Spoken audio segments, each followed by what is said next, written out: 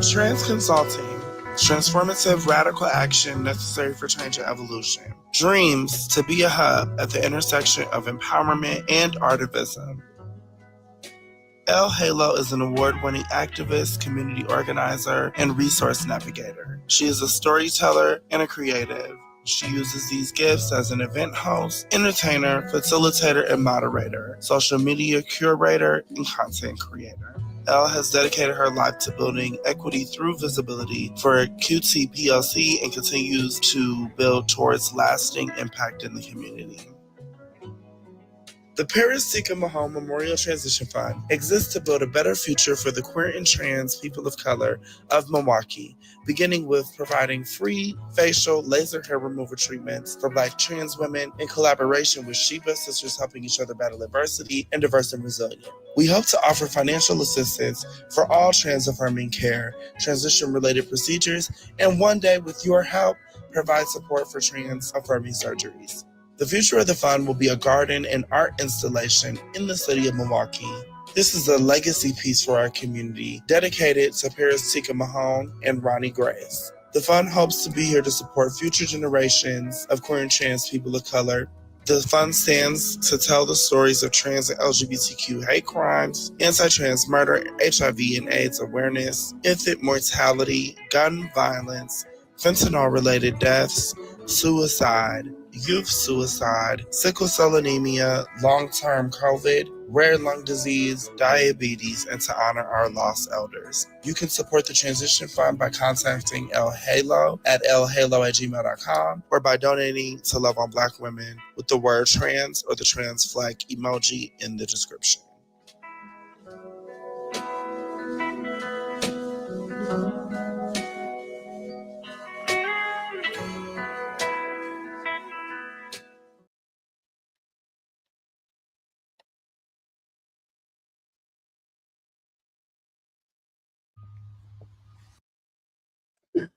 Hi, everybody. I'm not gonna come on camera today. I'm gonna give you all some pre-recorded stuff mostly today. And I'm super excited. I have some fun stuff today. I will be back later on in the week to talk about a lot of hot topics, a lot of sad, tragic topics like the fire in California and LA, the New Orleans attack, terrorist attack, the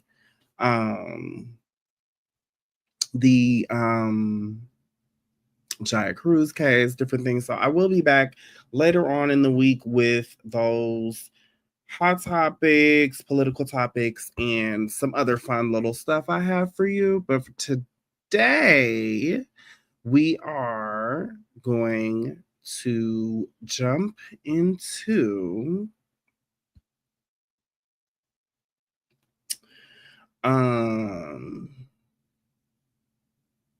we're going to jump into the Cohambie River Collective learning series I did a couple years ago for Black Trans Women Inc. Diamond Styles tasked me to create the Cohambie River Collective learning series, and I just thought it would be a good time to show it again. Then I'm going to play my sister Nyla Belladonna's Pop Shit video. One of my favorite videos. I played it before, but we're gonna play it here for the show. And then the Whole Lot of Pretty video myself and Lady Lennon made years ago. Lady Lennon made.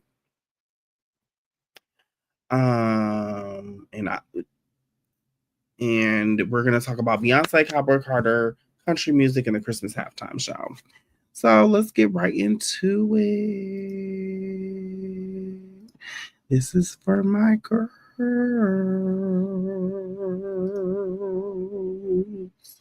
This is for my girls. I'm about to slip, baby. I'm about to slip. I'm about to slip, baby. I'm about to slip.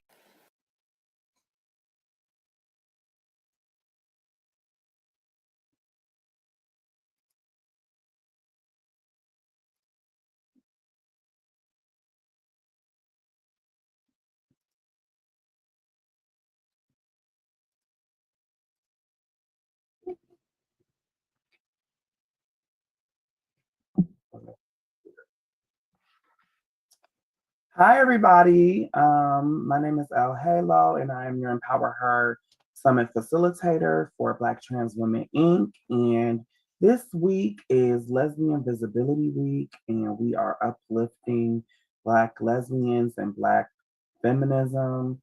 And so, to commemorate that and commemorate some of our history in Black feminism, movement work, we've decided to do an analysis of the Combahee River Collective statement. The statement was published in 1974, and I'll definitely give you some more history about the Combahee River Collective. I definitely encourage you to check out their letter from 1974, and you'll find the link attached with these videos. I'm going to break down each of the four major topics or founding principles of the collective in different video segments. And so we hope that you stay tuned throughout the week. And then we'll also round out this week with a live social media chat about Black lesbianism and feminism, and just where we are in the movement. And so I'm really excited to be able to do something intellectual like this, and to do something that really lets me that challenges me to grow and also gives me the opportunity to express some of the thought leadership that I personally have and have grown to be aligned with, and also that BTWI aligns with. So,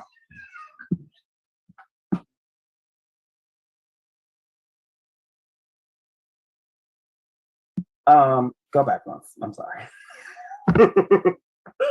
Okay. So, the Combahee River Collective statement and Lesbian Visibility Week for us are centered around four major topics of this Black feminist paper. The first of which is the genesis of contemporary Black feminism. The second of which is what we believe, i.e., our specific province of our politics. The third is the problems in organizing Black feminists, including a brief history of our collective. And the fourth is the Black feminist issues and practice. And so with that, we'll move to the next slide. And this part will give us some of the history of the Combahee River Collective. And I'm really excited about that. Give me just 1 second.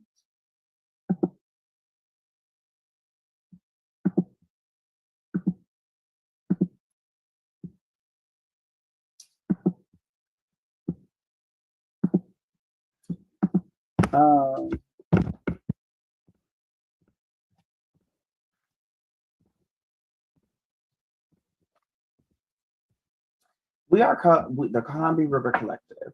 We are a collective of Black feminists who have been meeting. I just said that's so messed up. Okay. The Combahee River Collective. We are a collective of Black feminists who have been meeting together since 1974. During that time, we've been involved in the process of defining and clarifying our politics, while at the same time doing political work within our own group and in coalition with other progressive organizations and movements. The most general statement of our politics at the present time would be that we are actively committed to struggling against racial, sexual, heterosexual, and class oppression, and to see as our particular task the development of integrated analysis and practice based upon the fact that the major systems of oppression are interlocking. The synthesis of this oppression creates the condition of our lives. And as Black women, we see Black feminism as the logical political movement to combat the manifold and simultaneous oppressions that all women of color face. So as we move into this conversation, I am coming from at the conversation as a Black woman of trans experience. I'm not a lesbian, so the conversation isn't centered around lesbianism, but it is centered around Black feminism and the importance of it and what those things look like for us. Hi, everybody. My name is Elle, and I am your Empower Her Summit Facilitator for Black Trans Women Inc. And this week is Lesbian Visibility Week, and we are uplifting Black lesbians and Black feminism. And so, to commemorate that and commemorate some of our history in Black feminism movement work, we've decided to do an analysis of the Combahee River Collective statement. The statement was published in 1974, and I'll definitely give you some more history about the Combahee River Collective. I definitely encourage you to check out their letter from 1974, and you'll find the link attached with these videos. I'm going to break down each of the four major topics or founding principles of the collective in different video segments. And so we hope that you stay tuned throughout the week. And then we'll also round out this week with a live social media chat about Black lesbianism and feminism, and just where we are in the movement. And so I'm really excited to be able to do something intellectual like this. Transitions, our bodies are still in the first. They also brought up ideas those of Black in those movements, civil rights, Black nationalism, the Black Panthers, and all of our lives were greatly affected and changed by dance to white male rule and have Afro-American women's as a Black woman or trans experience. I'm not a lesbian, so the conversation isn't. There have been Black women activists, if only in our physical manifestation, for survival and Black feminism. Before that, it is centered around Black feminism and the importance of it and what those things look like for us today in 2022, with contrast to how they looked in 1974.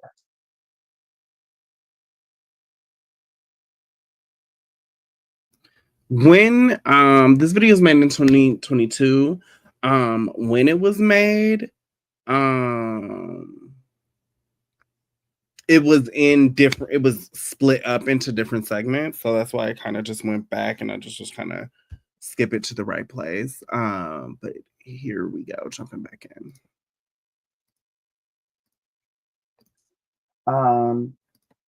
The genesis of contemporary Black feminism.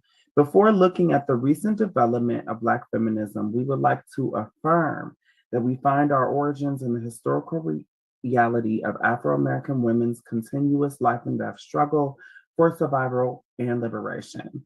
Black women's extremely negative relationship to the American political system, a system of white male rule, has always been determined by our membership in two oppressed racial and sexual castes.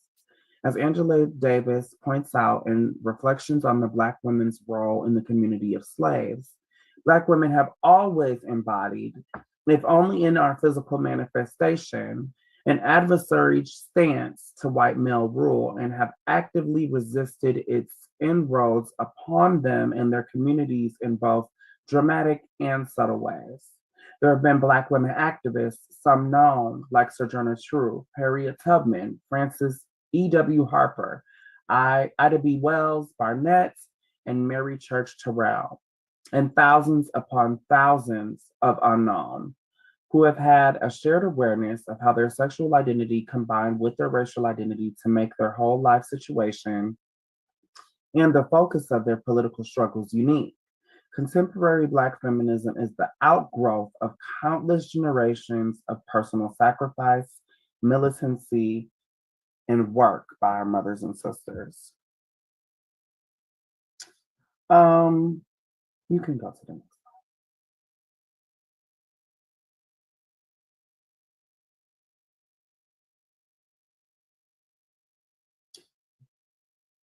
Black feminist politics also have an obvious connection to movements for Black liberation, particularly those of the 1960s and 70s. Most of us were active in those movements. Civil rights, Black nationalism, the Black Panthers, and all of our lives were greatly affected and changed by their ideologies, their goals, and the tactics used to achieve their goals. It was our experience and disillusionment within these liberation movements, as well as experience on the periphery of the white male left, that led to the need to develop a politic that was anti-racist, unlike those of white women, and anti-sexist, unlike those of Black and white men. For me, those thoughts brought up a lot of feelings and ideas about socialization, how we're socialized as Black femme-bodied people, how we are socialized as Black trans women, and that those are lifelong processes, that it's mental programming, and that it's a lifelong thing. It's not something that just starts when you're coming of age or going through puberty. It's not something that just starts when you enter the workforce. They also brought up ideas of gender roles and the gender binary, of what it is to be ladylike, of what it is to be a woman, um, and what elements of our expression and presentation are considered passable or acceptable, how we are courted or treated by men,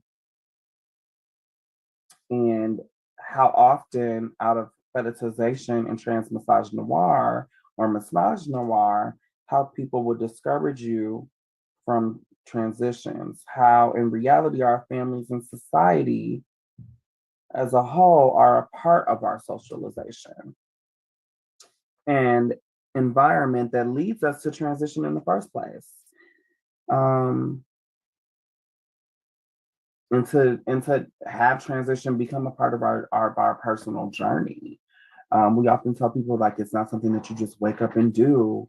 That's because it's a lifelong thing. It's a lifelong thing that you face and struggle with and try to navigate, regardless of what your identity is and regardless of if you ever transition or not.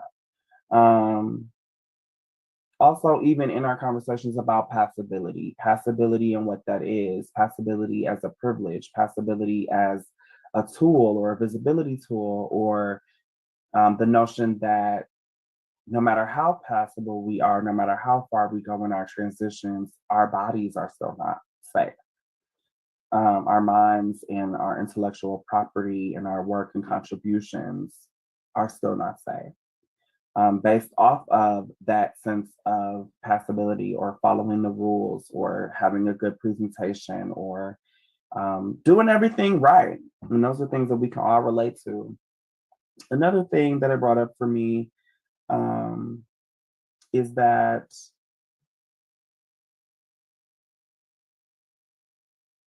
the alignment of goals and the alignment of intentions and objectives and the types of manifestations that can come out of when you're truly aligned and when things are out of alignment. Um, and for me, one of those things personally is when I started getting into my advocacy work, it really was specifically because I had started transitioning. I had been about going on 4 years into my transition, and I recognized in myself and my relationships with other Black trans women in my community that we were experiencing a completely disregarded type of sexual assault, that there was stalking and cyber stalking going on, that there would, of course, be interpersonal and domestic violence going on, and all of those things, and that there were no spaces outside of the prevention space that were even equipped to start having those conversations. And here we are 5 years later, right? And I still find our spaces ill-equipped to have those conversations. And if I'm perfectly honest, when I started speaking up about assault, even within the community, even with other Black trans women, they laughed at me. They told me I should get over it, that I should let it go, not to be stuck on it. They told me that if those things were getting to me now at the start of my transition, that maybe I shouldn't transition, that maybe I wouldn't be able to sustain in a life.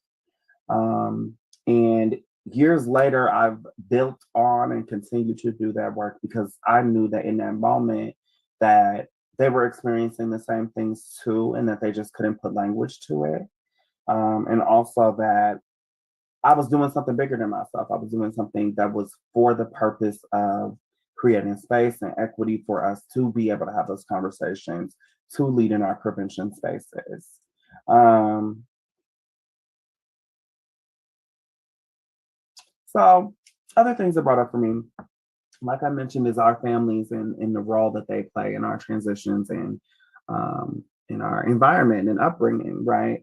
I have a pretty accepting family, but my queer and trans identity were not automatically embraced or anything like that, of course. But I like to tell people like my identity has been an issue in my family, but it's never truly been my main issue in my family. Our main issue is surviving and is living and struggling in you know what I mean, with combating poverty and trying to survive as a family unit and survive um, generational trauma and those and economic oppression and those types of things. And that me and my mom did that, combating that as a single Black mom and a queer identifying child. And are still doing it. And that's not work that ends when we punch out or when we go home. That's lifelong work. And that's something that they also highlight in the collective is that these ideas, this work isn't just for right now. It's not just for this video. It's not just for you to look at and then maybe have an opinion about it, maybe digest it, maybe meditate on it and move on. These are lifelong things. If you call yourself an ally, if you call yourself a collaborator, these issues need to be central to your work. They need to be central to how you're moving on a day-to-day basis. As a young person, I was definitely discouraged and ashamed and told to hide my interests and my expression based on my environment and my family's beliefs, and particularly religious beliefs. Even though there were other gay people in my family, even there were other gender nonconforming people in my family. Um, and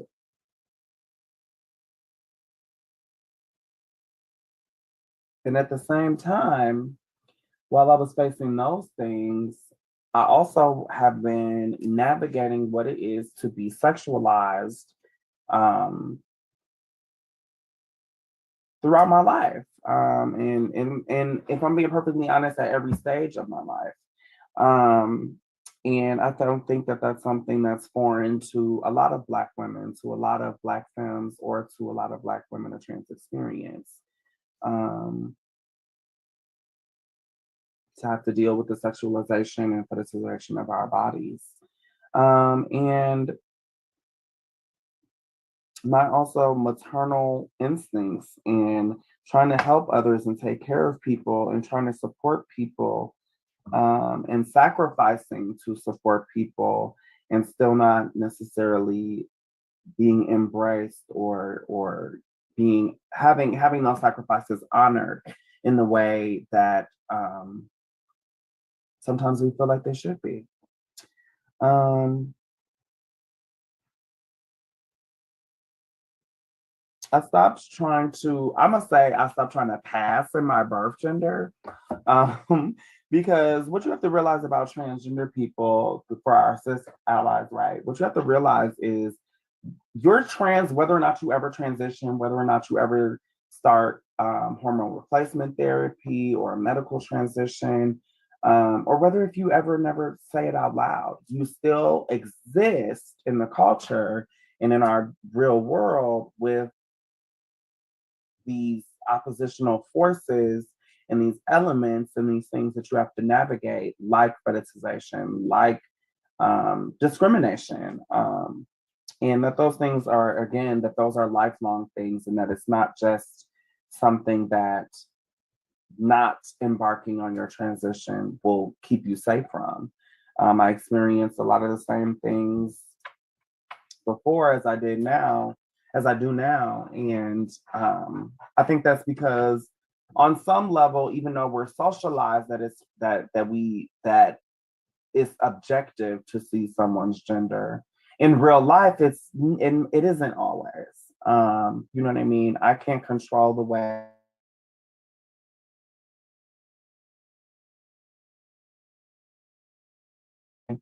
Um, and I shouldn't have to, and that's their problem. You know what I mean? And uh, what I have to do is navigate it. Um, and I always like to just think about, like, with parents, so often with queer identifying youth or trans youth, um, I stopped identifying with things that were aligned with my birth gender when I was like 10, 11, 12 years old. And so even though I existed in that gender for many years until I was about 25 and began my transition, I still didn't align with any of that stuff. Like, I didn't align with any of it, and I stopped to the most of my personal capacity, going along with it. As I mentioned, passing as my birth gender. I knew that I was different from my peers, but I didn't have language or didn't feel the need to define where I was on the gender spectrum or gender expression spectrum.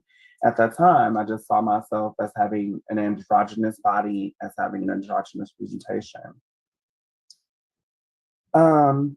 As Black feminists, we have to ask ourselves, what makes me a woman? What makes us women? And you have to be aware that your womanhood, safety, and agency and autonomy at all times, just to survive out here. Womanhood cannot be determined just by biology alone. Because we're more than that. We're so much more than that. Even though it's the most beautiful thing, we're more than vessels of life. Um, we're more than a baby machine as a cisgender woman or as a femme-bodied person. Black trans women are more than sexual objects or fetishes. Um, and even when the whole world is telling us that we're not, and that those things are definitive of who we are still more than that. And this isn't a minimalization of who we are in our sexuality or of who we are in the creation of life or the sustaining of life. It's just that we're more than that, and that we have the right to be more than that, and for all of the parts of us to be embraced in the same ways that those parts are.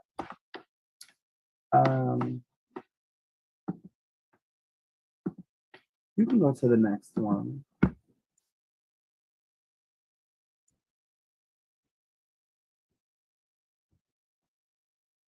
Black feminists often talk about the feeling of craziness. What I found so interesting about the Columbia River Collective is this is what's always so interesting, is these are thoughts that I've been thinking about since I was a little kid. These are thoughts that I've been thinking about since becoming a woman. These are thoughts that, you know what I mean, we think of in our life journey, and that we don't see or can't put language to until someone else does it. Often, right? And they're able to do that, and they were able to do that in 1974, and that's a historical thing. That's a part of her story. And so Black feminists often talk about their feelings of craziness before becoming conscious of the concepts of sexual politics, patriarchal rule, and most importantly, feminism, the political analysis and practice that we women use to struggle against our oppression. You are not crazy for expressing yourself, your identity.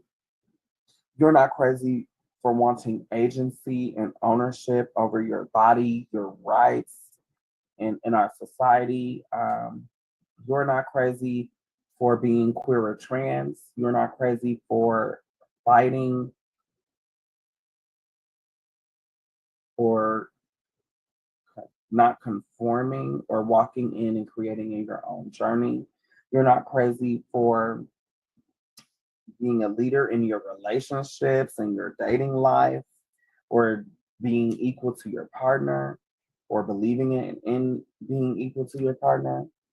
You're not crazy for your sacrifices and ambition, for being the first in the room, for taking care of business, for putting food on the table for you and yours. And you're not crazy for reaching for healing for generational curses. And And every woman knows what it's like to have to work twice as hard to get half as far, right? And as I even read or say these things, it's bringing up emotions and new thoughts for me. And I hope that it does for you as well. And that's the point of a piece like this, is for you to meditate on it, and to feel how it makes your body feel when certain things are said and spoken, and articulated. Um, and we all know that we have the awareness that we are not on an even playing field when it comes to economic stability, upward mobility, or to even feel like and we're even taught to feel like we have deficits when it comes to access or starting a business, or being a business owner, or reaching for a new position or title, right? We know that our work is undervalued and that an org or business would pay a man more for the same work, right? That our credentials and record can only get us so far, like we saw with Justice Jackson's ascension to the Supreme Court, right? That me doing everything right, that me being proactive even and taking the steps, that those things still aren't enough alone to overcome oppression, and that you need our allies and collaborators, that you need resources and access to resources, um, and that you need a certain level of stability, and consistency in the work that many are. Um,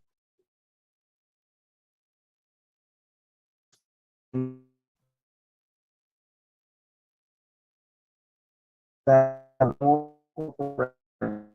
rather body, we know that our gender, sexuality, and colorism are factors for us in the hiring process. We know what it is like to be tokenized and elevated to platforms without support, what it's like to still be othered and labeled as difficult or loud or even ghetto by the same peers that you call allies, by the same peers that are not always more qualified than us, by the same peers that do not necessarily work as hard as we do. We know what it is like to work till we drop. We know what it's like to go without meals or breaks or vacations. We know what it's like to not have the time for self care or rest, jumping from the next event, next gig, job. Um, and we know that the abuse and trauma we experience, even as we try to establish ourselves economically, is upheld by the patriarchy. I'm currently doing business coaching, and I have for the last 2 years. And as I've branched out, and more as an educator and as a consultant, um, I know that, and I know that that is my path to the economic stability and ownership of my intellectual property and artistic property, because very few places are really truly ready or even consider a Black woman a trans experience that have lived experience and connections in the community as viable to do the work. And lastly, we all know that we are likely to hear many no's and few yeses.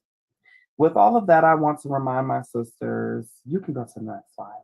With all of that, I want to remind my sisters, Black, cis, and trans women, our queer femmes, to invest in your own mental health and to carve out time for yourself and to take rest. Know that you are loved and valued, and that although the pressure often feels like it's too much, that you are entrusted by your family and community, and that you can excuse yourself and take up space when you're uncomfortable. Although our economic position is still at the very bottom of the American system, capitalistic economy, a handful of us have been able to gain certain tools as a result of tokenism in education and employment, which potentially enables us to more effectively fight our oppression. Um, Visibility is not equity. Um, and when you elevate someone to a position or a platform without truly supporting them and truly support what it's like to live in the community and do the work, you're tokenizing them. And so with that, we'll move. And so with that, I just want y'all to meditate on that and to truly digest it. Please check out the letter, the Cohombi River Collective letter, and we will resume in our next video. So thank you so much for just letting me talk about these things and how they kind of made me feel and what kind of thoughts they brought up for me. And I appreciate you taking the time to watch the video. And I hope that you stay tuned for the rest of this series and uplift Black lesbians and Black feminism with us for Lesbian Visibility Week.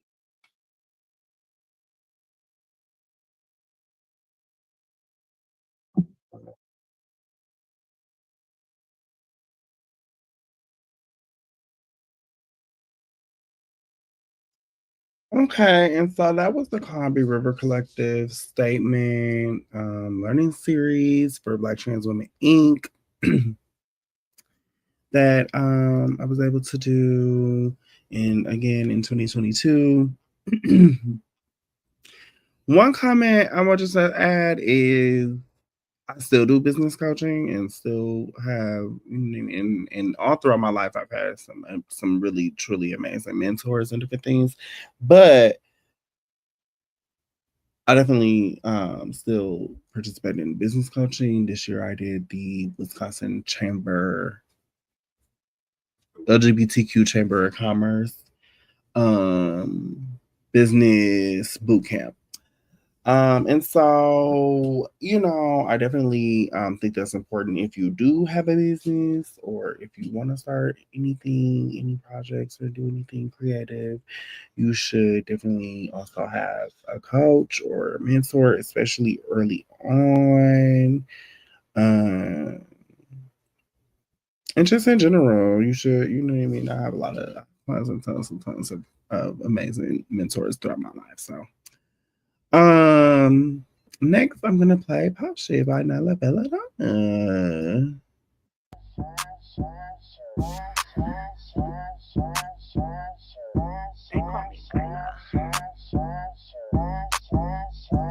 Bitch, I'm Nyla Belladonna.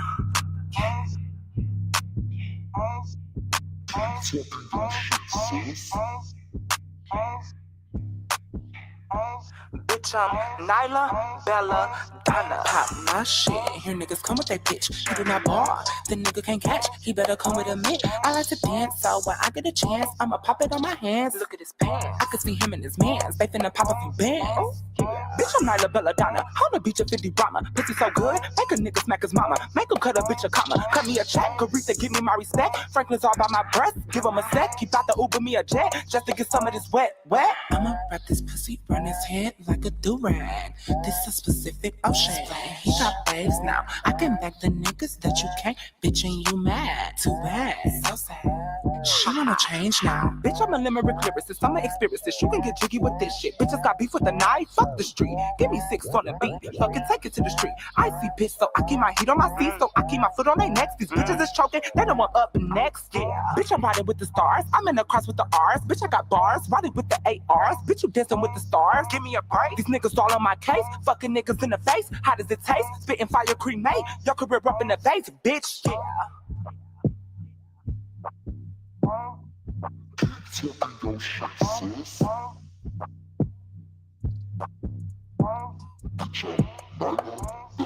How many bitches you know that say that they rap but all got the same flow? How many scammers you know that cook up designer and take it back to the store? How many niggas you know that say they got bitches but fucking the same hoe? I know that they wanna be on my level, but bitches is still on the same flow. Yeah, I've been climbing up the ladder, aiming at you while I'm at it. Shoot some ladders, he tryna cuff it and kill it. I told him Black Lives Matter, I ain't with the chatter, so he gave me all of his cheddar. Then he laid me out on his platter, cause I'm tasting better. He said this ass getting fatter, and he wanna beat it like better. Let me think. I told the nigga he right, I told him I be eating rice. He got me some ice, I told the nigga he nice. For me, the nigga sacrifice. That boy got me, I wanna beat it. I am a tree, he wanna eat it. These niggas all better really come trickin' if these niggas want me to treat it. These new rap bitches make me yawn. Poof, I'm here now, hope be gone. These niggas can't never fuck till dawn. Say this poom poom like you spawn. That one bitch, that hoe that dissed me, I think shorty really wanted to kiss me. I think she wanted to give me some head, ain't using her brain, tell her come with some bread. Yeah.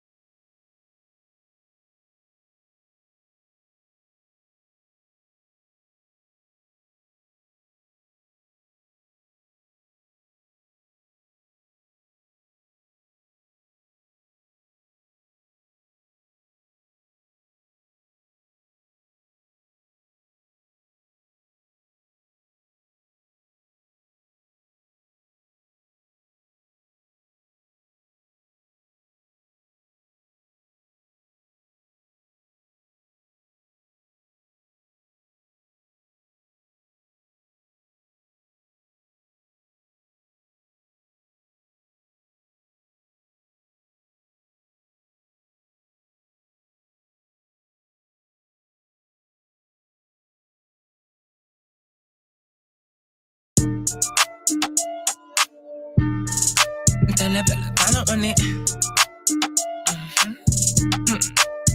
Oh, all the bad bitches out there that be all in their bag. Get some hating bitches out there hoping you doing bad. Every time you put the pic, you be making them mad. But they gon' keep on watching you because they want what you had. Keep cool, bitch, I'm in the mood. And hella bothered like a bitch out in the news. All the bitches I be with got hella attitude. Fucking with the dudes, running around with the tools. Bitch, I'm in the mood, tonight in the loop. The bitches I be with gon' make it does what it does. On the money mission, bout to teach you gratitude. Bitches sleeping on me, but a bitch ain't pressing snooze. So bitch, I'm in the mood. Now why you acting funny? He say he got bread, but the nigga hella crummy. Crashed at the nigga since he acting like a dummy. I got Lamborghini wishes, bitch, I gotta get this money. And that makes these niggas chase me. He not finna waste me. Keep a pretty penny, but I ain't shopping that JC. White girl with him, if the nigga call me lazy. The boy thinking that he hot, I keep him cooler than the AC. So them bitches play it cool. Bitch, I'm in the mood. Hella bothered like a bitch out in the nude. All the bitches I be with got hella attitude. Fucking with the dudes, running around with the tools. Bitch, I'm in the mood. Do not in the loop. The bitches I be with gon' make it does what it does. On the money mission, bout to teach you gratitude. Bitches sleeping on me, but the bitch ain't pressing snooze. So bitch, I'm in the mood. I gotta keep it on me. Boy, this pussy smacking like you whacking macaroni. Make him leave his bitch and give me all the alimony. But I'ma leave the nigga feeling all the acrimony. Yeah, that makes these niggas miss me, but he not finna kiss me. Man, all my shit is beating, make these bitches wanna diss me. Really bitches dance, these bitches is smelling fishy. Bout the R. Kelly, a bitch and her smelling mad pissy. And that makes these bitches hate me. Niggas wanna date me. Hanging out the window screaming, nigga, fuck you pay me. And that makes these niggas pay me, but he not finna let me. Man, I know what it mean when you be telling bitches, wait me, nigga, you not finna play me. Nasty bitches off my nuts, I'm about to do a little dance all on her turf. Bitch, I'm unbothered like the boss at work. It's my move forever, it's my move forever. Hey, yo, rolling up a split, this shit I'm smoking got me choking. I get what I want because the bitch is outspoken. I get that from my mama, she was never with the joking. Now her smacking niggas like they chewing with their mouth open. And that make these niggas like me, bitches is acting dykey. Make a nigga beat it, save his number under Mikey. I let Mikey eat the candy, now Mikey is acting icky. Every time my nigga see me, he gon' tell her what they like. I be having the nasty bitches off my nuts, I'm about to do a little dance all on her turf. Bitch, I'm unbothered like the boss at work. It's my move forever, it's my move forever. Keep cool, bitch, I'm in the mood. Hella unbothered like a bitch out in the nude. All the bitches I be with got hella attitudes. Fucking with the dudes, run around with the twos. And yes, I'm a fucking artist, but I'm not Akon. And I like my niggas back like I'm fucking on Akon. All these bitches raps, go give me some deep cotton. And this pussy hella blessed and keep fucking the deep cotton. Now, look, baby, you the best. I know you from out west, cause you keep that cap protected like you strapping up a vest. If a nigga wanna fuck me, he gon' say it with his chest. And he gotta match my pockets, can't fuck if he make less. He cool, bitch, I'm in the mood. And hella unbothered like a bitch out in the nude. All the bitches I be with got hella attitude. Fucking with the dudes, running around with the tools. Bitch, I'm in the mood, tonight in the loop. The bitches I be with gon' make it does what it does. On the money mission, about to teach you gratitude. Bitches sleeping on me, but a bitch ain't pressing snooze. So bitch, I'm in the mood. Yo, make it rain, fly.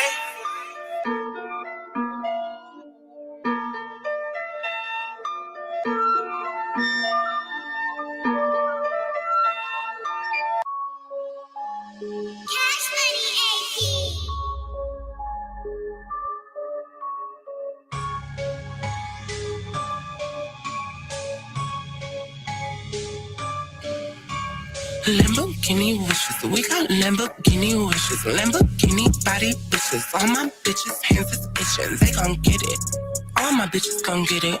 All my bitches too pretty, take 'em on a trip to see a beautician, nigga.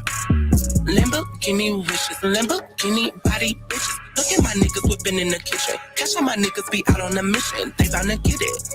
All my niggas gon' get 'em, all my hitters gon' hit 'em. Take 'em on a trip to see a mortician, nigga. Believe in your hustle. Oh no, my niggas don't tussle. We kicking in doors and no conscious. You hoes lay it down and do not move a muscle. Where's the safe? My bitches running with the duffels. Yo, I need a big bag of cheese. Who got the $3 bag of ruffles?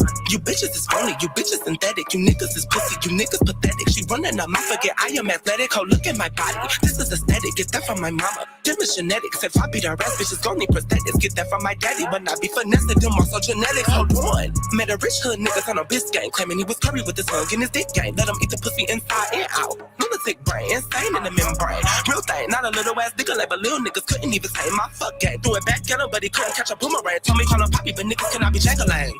Little nigga Nyla got bars, but they are not ending. You can tell your little bitch I got trees, but I am not lending. That hoe got to come with some cash, cause I don't got time for pending. That wasn't this ass is a snack. If you push the right buttons, pussy gon' be vending. Lamborghini wishes, we got Lamborghini wishes. Lamborghini body bitches, all my bitches hands is itching. They gon' get it, all my bitches gon' get it. All my bitches too pretty, take 'em on a trip to see a beautician, nigga. Lamborghini wishes, Lamborghini body bitches. Look at my niggas whipping in the kitchen. Catch all my niggas be out on a mission, they bound to get it. All my niggas gon' get 'em, all my hitters gon' hit 'em. Take 'em on a trip to see a mortician, nigga. I go in my trunk, I'ma pop it. You bitches gon' lock up and drop it. Them dragons is breathing they fire. Guess I am the hottest, cause Nyla the topic. She brung a keyboard to a gunfight. Bitch, you got some tough thumbs. I declare war with a bag though, while she out of her income. Cause I'm upper echelon, I'm the highest in the rank. With some rich niggas, we gon' pull up at the bank. All my niggas real shooters, we gon' pull up in the tank. Beat you bitches with a buckle, you can call me Pootie Sang. Got a lot of insecurities, bitches still wanna beat me. All you bitches hear me, you bitches could never see me. Blue man like Orlando, but them bitches can't kiss me. Bitches want my jeans, tell them bitches to miss me. Bitches wanna be me, but bitches ain't got the guts. Bitches wanna fuck, but bitches ain't got the nuts. Shit ain't like you bitches not fucking me in the butt. How you harder than a dick, but you bitches is uncut. Pull up gang strong, hit them bitches with a truck, and I ain't see a deer sign, cause bitches wanna get bucked. Bitches get rowdy when they on that stuff. Wanna be up in the pop, but them bitches is out of luck. Yeah, I was on the streets for a minute. I had to make an improvement, but I was still shitting on bitches. Yeah, fat bitch by movement. Told them park the lamb in the park, so I could ride his amusement. Man, these hoes faker than a motherfucker. Can you say fraud in the inducement? Lamborghini wishes, we got Lamborghini wishes. Lamborghini body bitches, all my bitches hands is itching. They gon' get it, all my bitches gon' get it. All my bitches too pretty, take 'em on a trip to see a beautician, nigga. Lamborghini wishes, Lamborghini body bitches. Look at my niggas whipping in the kitchen. Catch all my niggas be out on a mission, they bound to get it. All my niggas gon' get 'em, all my hitters gon' hit 'em. Take 'em on a trip to see a mortician, nigga.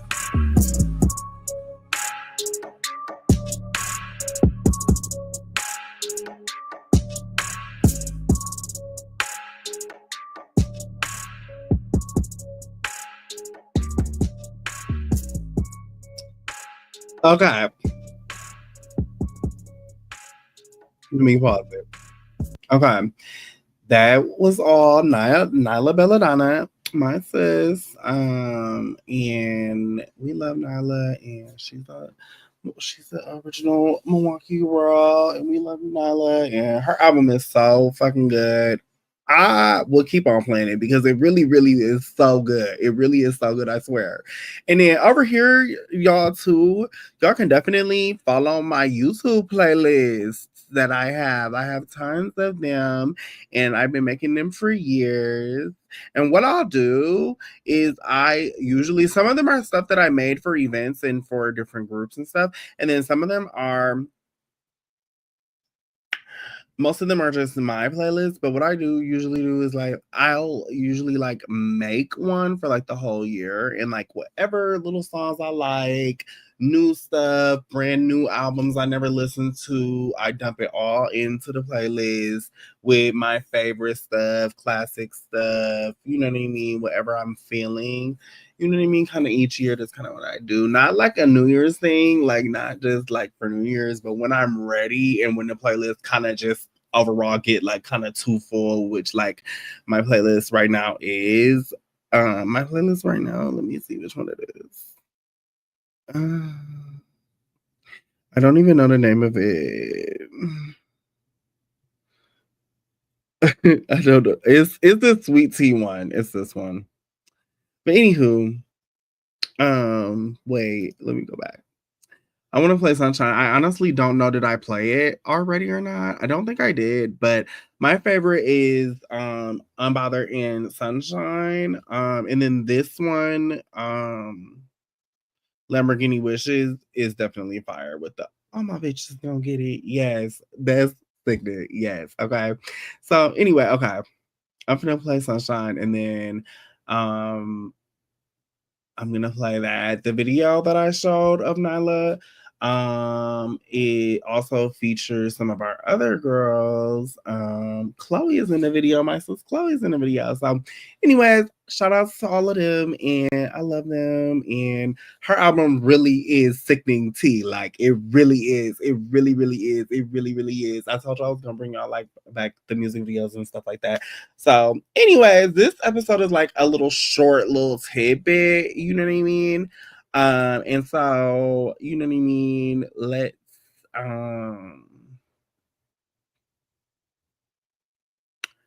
keep moving. This is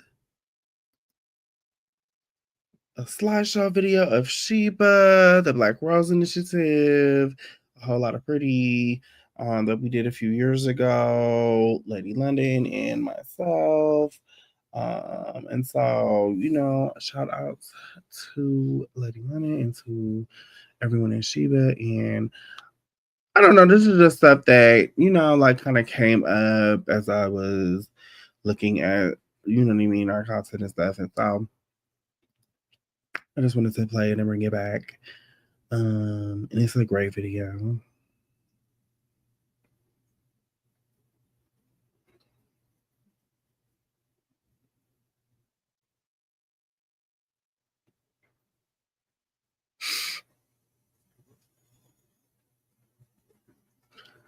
Ooh, I don't want to play. What's that about?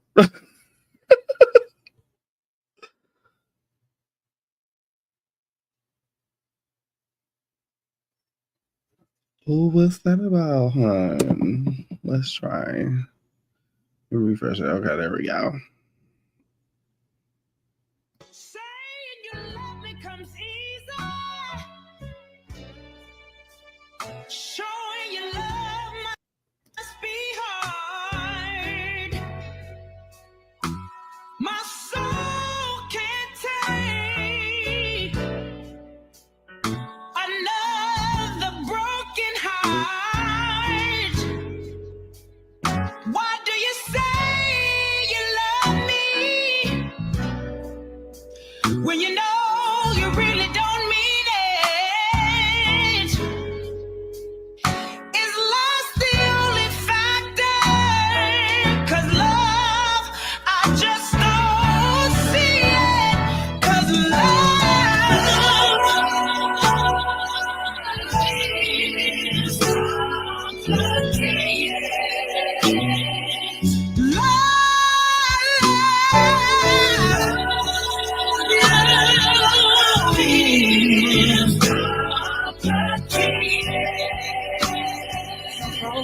Life is your birthright, they hit that in the fine print.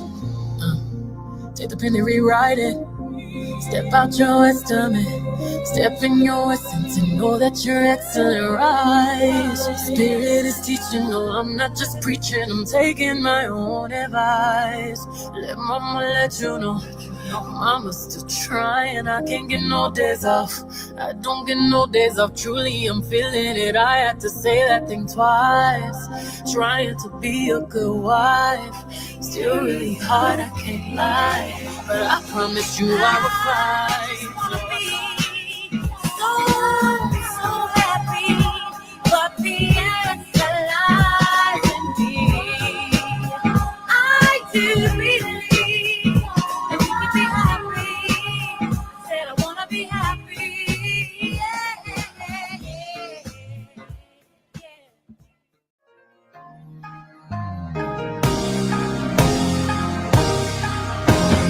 People just don't know what I'm about. They haven't seen what's there behind my smile. There's so much more of me I'm showing now.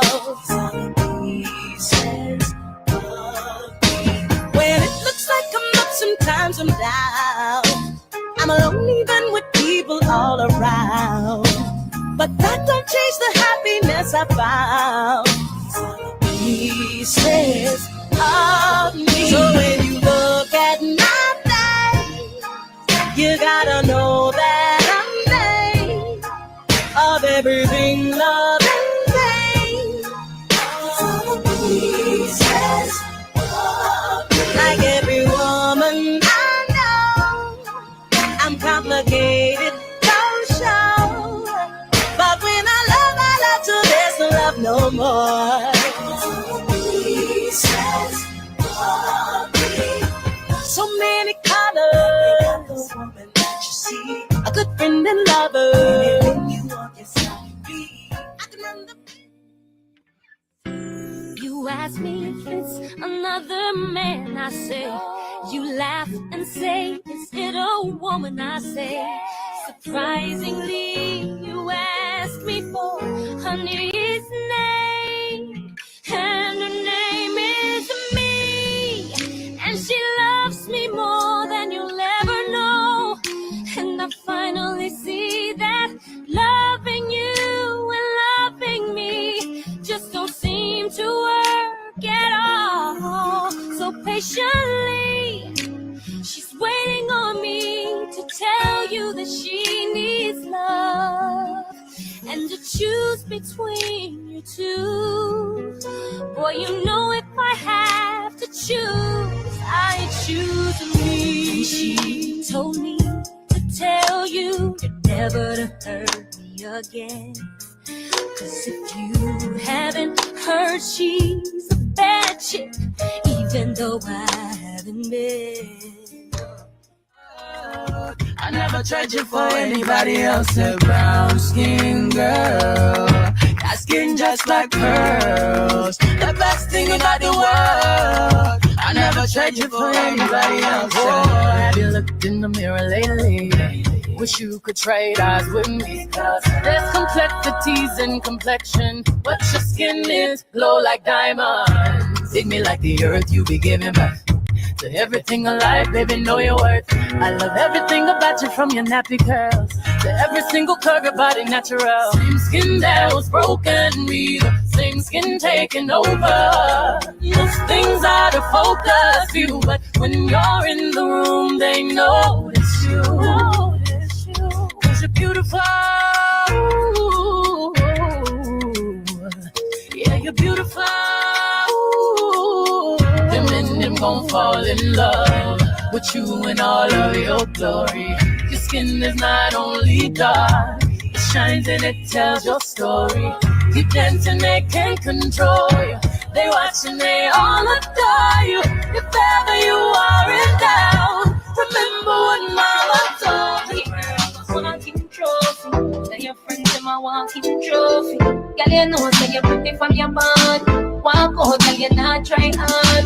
Them girls they not pretty in a real life. You're pretty from the gram, and you're pretty in a real life. Your body look good, set right, set right. You think done up, well tight, well tight. Body clean as a cellulite. a glow like pepper light. You have a muggle pan some girl, walk out pan some girl. Your skin smooth while sun burn up some girl. I want to some girl, but pretty girl nah argue with broke girl. Me well clean everything level up girl. Some of them only a crush pan Wednesday, but me live by your man mind every day. So want me never get your body done, girl. If you get your body done, I know nothing if you get your body done. If you get your body done, get your body done. Some of them ugly body pop down, girl. Them body pop down. So want me if you get your body done. If you get your body done, get your body done. Girl, you know say you're pretty from your band. Walk out, girl, you not try hard. Them girls they not pretty in a real life. You're pretty from the gram, but you're pretty in a real life. Your body look good, set right, set right. You think turn up, well tight, well tight. Body clean as a cellulite, and your skin just a glow like pepper light. Yeah. Girl, you're pretty in a real life. You're beautiful in a real life. And a real some girl, you know see them when them wake up. Cause them ugly without makeup. Face over beat and cake up. Them cheap can afford my cake up. You a walking trophy. You a walking trophy. What is this called? It's called Soft and Wet. You know, same way Prince used to sing.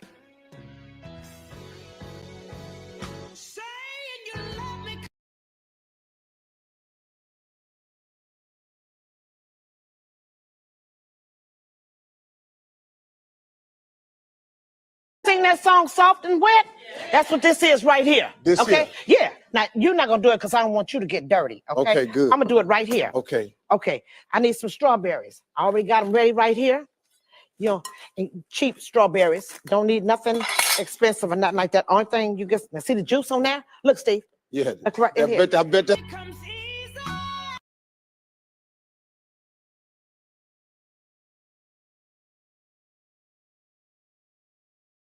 That's the wet part. That's the wet part. That's the wet part. Yeah. Because you put your little bit of this in there. A little bit of what? Patron. That wasn't a little Wait bit. a minute, because we're going to another. If you put as much Patron as you want to put, okay, it's your damn Patron, okay? Use what you want to use. It's yours. It's yours. What? Use what you want to use. Can't nobody tell you how much to use. Nobody. Nobody. Because whose is it?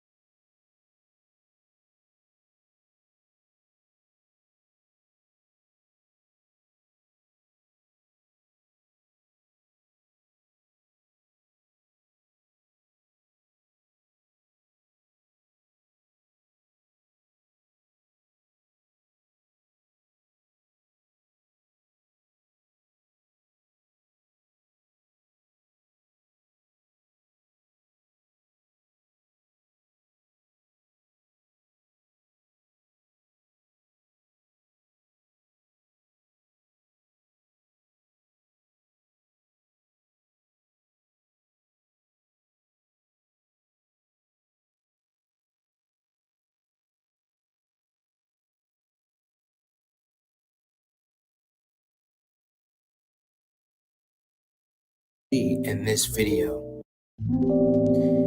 As you will see in this video, a lot of trans people come in different shapes, sizes, colors, genders, and ethnicities. We are all just people wanting to live our true, authentic selves. We are not here to harm you. We are not here to hurt you. We just want to live.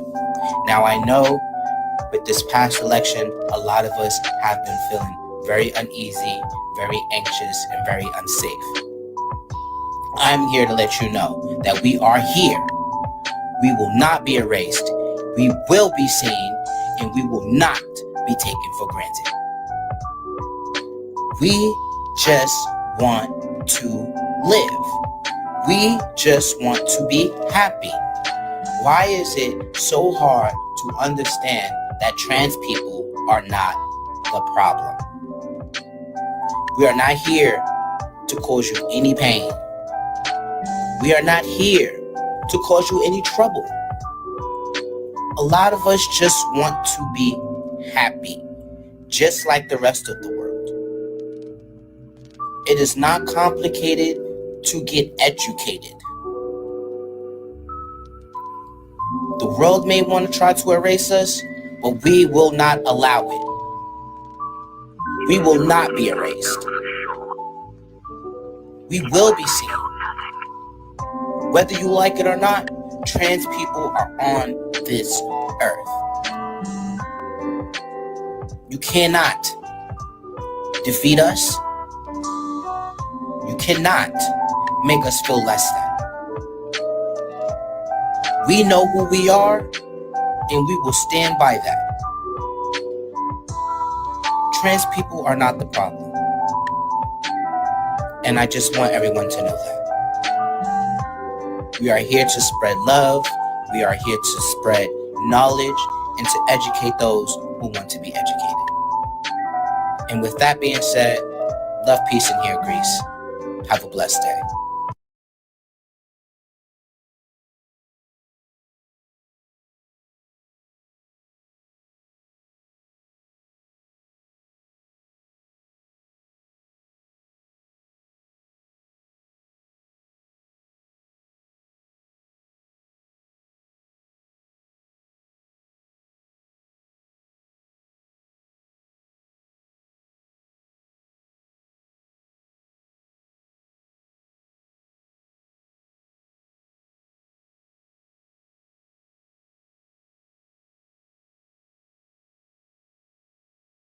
Jane Brown, Tanner Adele, Gary Clark Jr.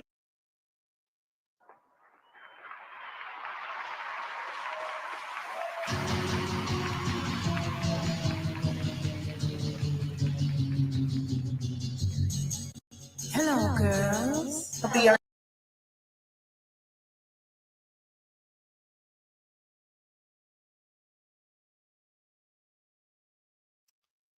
Okay. And so I just wanted to play those videos, those trans affirming videos, just because we need that.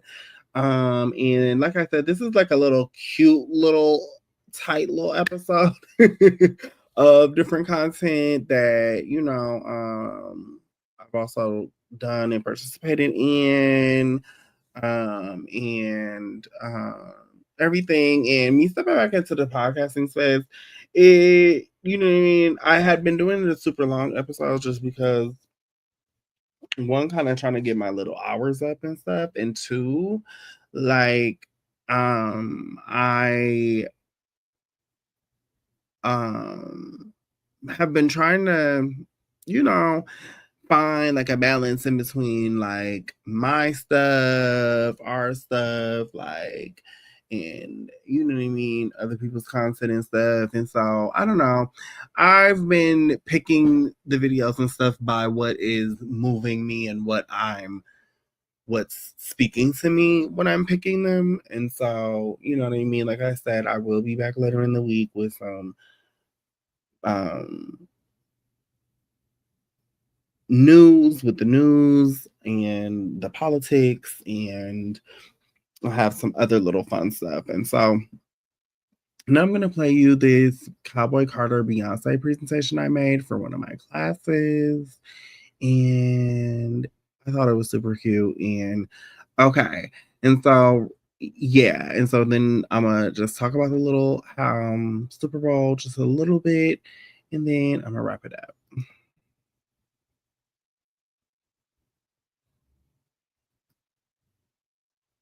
not the Super Bowl, the Christmas halftime show. Beyonce Bowl.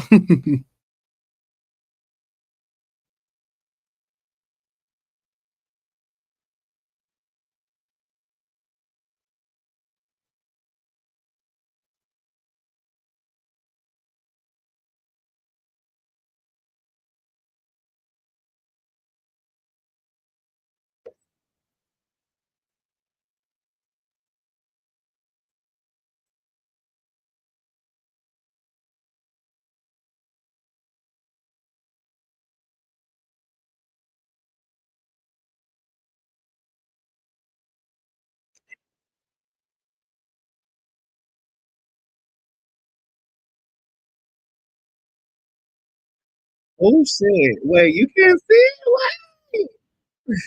What? Okay, wait, okay.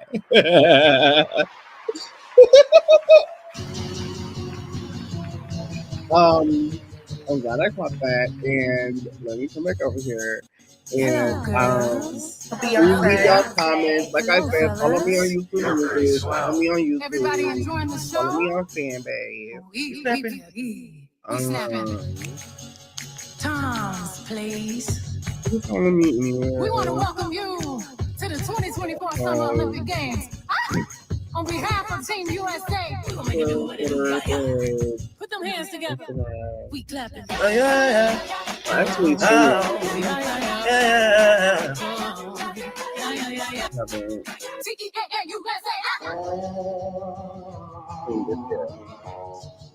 Get a look at America, y'all. These hopes and dreams, these superstars that represent us, the people of this big, bold, beautiful, complicated nation. Are you looking for a new America? All rooting together for them. Come on, you gotta love Noah and Sha'Carri. This has been a long time coming. The fastest man and woman on the planet. They'll race the world anytime, any place. How about Caleb? Another goal for Trussell. Proud papa. Back in the drink for more gold. Yes, sir. And Katie? Wonder Woman. The longer the race, the better she swims. She's gonna win. She did it. And I'm Biggest of all time. born to fly, destined to inspire. Wow. We've got superstars and we've got legends. We've got big dreamers who fought their whole lives to get here, who gave up everything for one shot and made it. That pride and that joy, that's what gets me about this team. And that's what makes me believe in this team. And that's why I can't wait to see what they pull off over these next 16 days. We shake it. America, give it up for Team USA. We're swimming. The very best of who we are. We're jerking. We're twerking. What a vision to behold. What a team to believe in. Hi, everyone. My name is Elle Halo, and welcome to Cowboy Carter, Evolution and Global Impact, how Black country artists and women continue to trailblaze the music industry. The music industry, like America, has a problem, a past, a genealogy of cultural appropriation that we know when we see it, that there is an air of inauthenticity when those things are forced, manipulated, or reproduced. Art is a verb. You can't record or document, fix it in time for others to share that moment, that any musician or a singer like myself can tell you that there is nothing like being in the moment and seeing music move, inspire, uplift, and heal people in real time. Beyonce Giselle Knowles Carter is always that girl of the moment, bringing light to systemic categorical erasure of Black people, Black women, and queer folks in the perceived genre of country music. But this isn't just about country music. It's about reclaiming my time. These country, folk, and blues roots have led to all of our modern genres, including ragtime, jazz, soul, funk, R&B, and even rock and roll and hip hop. Country music is not white people's music. Just like this land, it has been stolen and twisted by an unjust owner. It is our music, and the artists viable in the genre Artists like Beyonce that have broken the glass ceiling like the icon she is, doing something that is radical, bold, and taking the storytelling to a new level and meeting a moment of radical and political violence, peaceful protest, and radical feminism. Dare I say that when we see the same types of cultural misappropriation in hip hop and even in the professional sports industry like basketball and football, the tokenizing of musicians, singers, rappers, professional athletes, erasing their contributions through industry politics, categorically underpaying them and giving them no voice in executive leadership, celebritizing them without financial literacy, support, or access to mental health as they face the onslaught of their newfound fame. To get where she is today and to stand in that as a true Black queen, a wife and a mother, and delivering some of the best vocals of her career, Beyonce has had to face all of that and more to be at the top of her game. She has built the stamina and nurtured the talent and foundation that her parents, Matthew and Tina, and her beloved Uncle Johnny gave her to endure. You can take the girl out of the South, but you can't take the South out of the girl. Beyonce is a global icon, but she has never forgotten where she comes from. She's referenced her Creole and Houston, Texas roots in songs like Formation, Run the World Girls, and Creole, and many others. And to say that she doesn't belong or can't compete amongst the very best of country music's elite is ridiculous. This was demonstrated when she performed at the 2016 Country Music Awards, when she took the stage with the Dixie Chicks. This performance sparked outrage within the country music industry, and even live on the floor of the CMAs, people were heard making racist comments, and it sparked weeks of vitriol and debate. That was the start of the conversation, and King B did not forget. Just like Renaissance Act One, uplifting the power of Black storytellers and starving artists in the ballroom, house, and house music genre, she is doing that with country music. Artists have always stepped up to meet the moment to shift and drive cultural tolerance and inclusion forward, where stakeholders and corporate giants will not. Like Bob Marley, Josephine Baker, Mahalia Jackson, the list goes on, using their platform as protest. It's up to a Black woman to make space for those y'all have been writing off and not supporting for years. She has also demonstrated her country heritage by celebrating the incomparable, massively successful crossover artist Tina Turner, who just passed last year in 2023.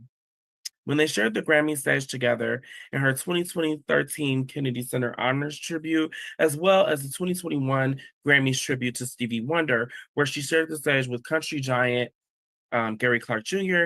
and Ed Sheeran, whom she has had the massive hit Perfect.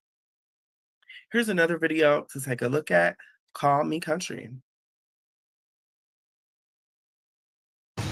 When I first heard the two singles drop, I was like, shit, that's country. Beyonce is the greatest entertainer of her generation. The global reach of this person. I'm sure there's aliens who are like, you heard the new Beyonce? Beyonce's country hit reached #1 on Billboard's Hot Country Song chart.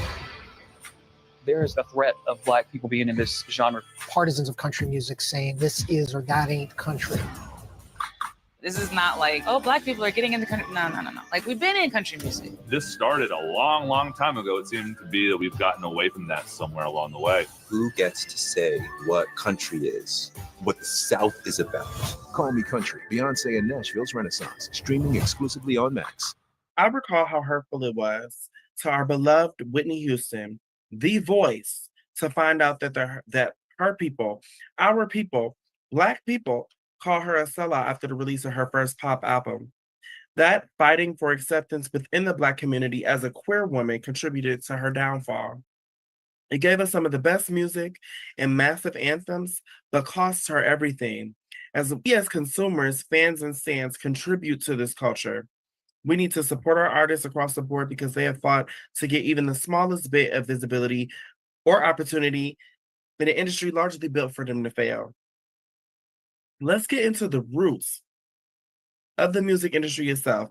Early music markets were divided into 3 categories: popular music, hillbilly music, and race music. Mamie Smith. The first artist to sell 1 million copies of a musical recording was the beautiful Mamie Smith. The entire industrialization of the music industry depended on an often one-sided system of white entrepreneurs traveling to the Deep South to record live folk and country music performances from Cracker Barrel or Chitlin Circuit era artists. Artists living in the segregated South and pushing back against the oppression of Jim Crow. Mamie Smith made history in 1920 when she became the first African American singer to make a record of a blues song ever, called Crazy Blues. The record became a massive hit, changing the record industry and launching a new era of race records aimed at Black listeners. Black vaudevillian Perry Bradford pressed his friends at OK Records to record Harlem club singer Mamie Smith. Smith was the first black blues singer to make an audio recording. And OK sold over 1 million of her records in 1920 alone. 1921, Black Swan, the first Black-owned record label. The popular blues shouters Ethel Waters and Alberta Hunter, who were hardly shouters, of course, but refined, versatile artists, debuted on record in 1921. The same year, UB Blake and Noble Sisley's Shuffle Along opened at Daly's 63rd Street Theater.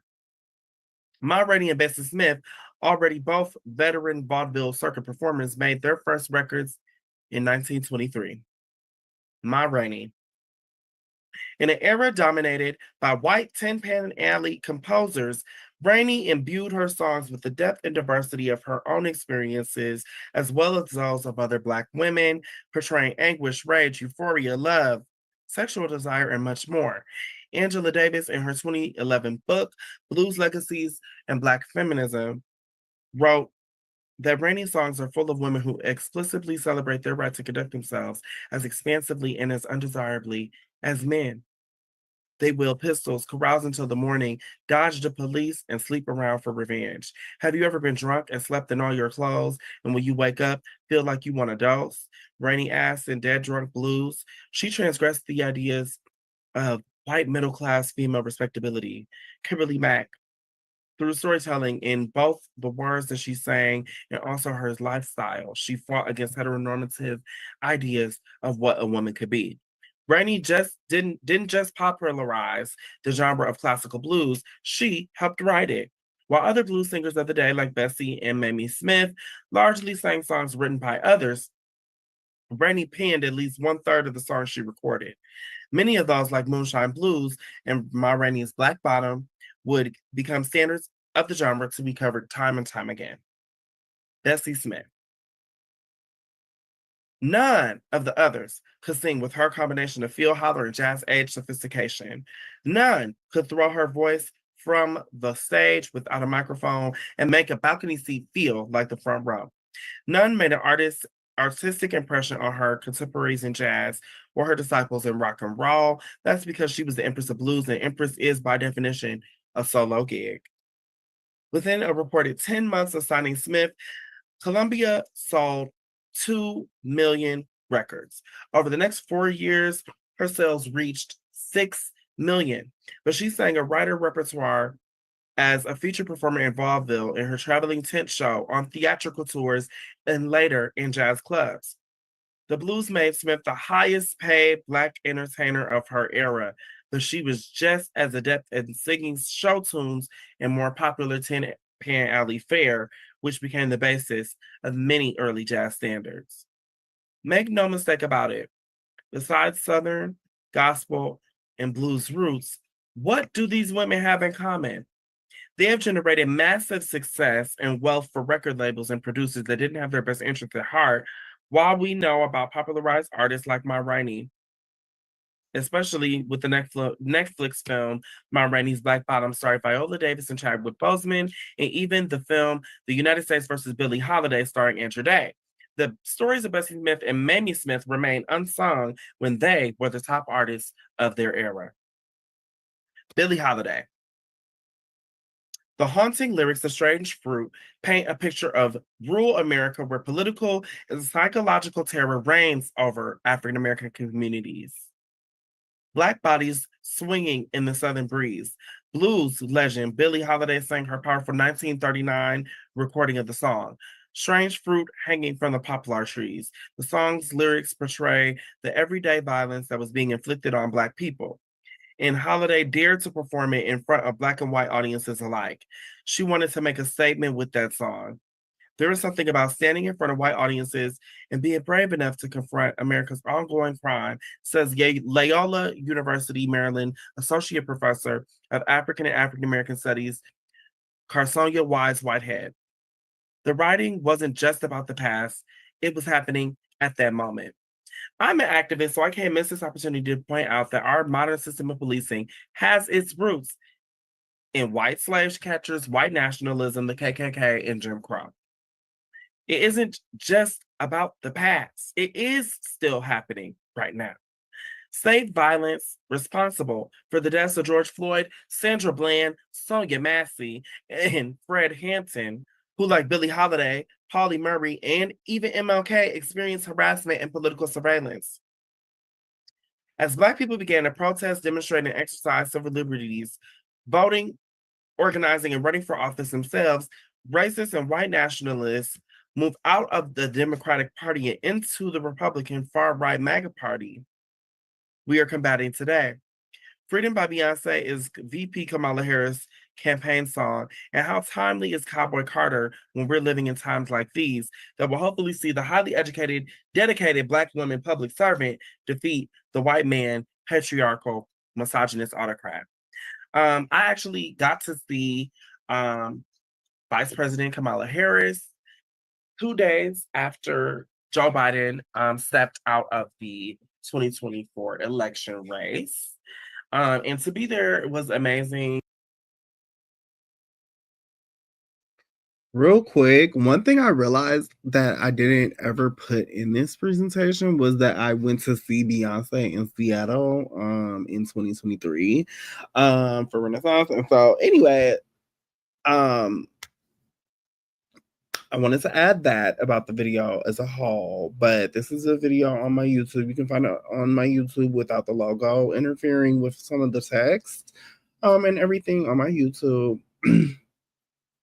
And yeah, and so you know what I mean. Again, follow me on YouTube, follow me on Fanbase. I'm gonna, like I said, be bringing different kind of content and stuff, and so I do want to do some more like learning series stuff like this stuff. I liked doing these. Like these was great projects. And you know, yeah, so let's keep going. I'll say on that. I also plan to release literature and ebooks and different things like that. So you can definitely find that stuff on my website. You can find the blog and the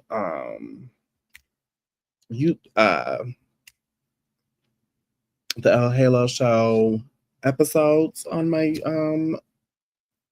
website. And again, do follow me on YouTube. Do follow me on Fanbase. Do follow me on Threads or Spill or this right here. Instagram, YouTube. That's what I'm trying to get to. YouTube Music. Like, yes, I would love y'all to listen to my my playlist. That would be cute. Okay. And again, I would always love to see y'all comments. Yeah. Let me go back to just to see her. I got to see her very like right up close, and feel the energy, and it was amazing. And just a historic moment to be able to see her speak, especially so soon after the announcement. And you know, I definitely just want to say, baby, if you don't care about politics, politics cares about you. This presentation, like I have already stated, is about the music industry, is specifically talking about music markets. But I wanted to highlight how we see those things perpetrated, how we see discrimination, gentrification, cultural appropriation perpetrated inside of hip hop, professional sports, country music, and just across the music industry as a whole.